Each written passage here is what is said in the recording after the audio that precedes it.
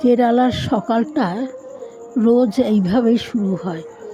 কেউ সকালে উঠে সকালের চা তৈরি করছে, দুধ চা।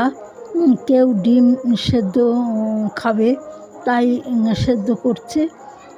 একটা গ্লাসের মতন মেশিনে চালের গুঁড়ো গরম জল দিয়ে গুলে সেটা শুকনো করে মেখে গ্লাসের মতো মেশিনে দিয়ে ঘুরিয়ে ঘুরিয়ে একটা ঢালাইয়ের সরার মতন পাত্রে বানানো হচ্ছে পিঠে। একটু হয়ে গেলে নামিয়ে তারপর আবার তৈরি করছে।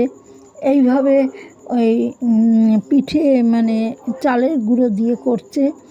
একজন বাঙালি বধূ কেরালার বিয়ের সঙ্গে আর কি কেরালায় বিয়ে হয়েছে, আর স্বামীর জন্য আলাদা করে আর কি কেরালা আর কি ঝোল তৈরি করেছে, আর নিজের জন্য বাঙালি ঝোল করেছে, মাছ 2 রকমের।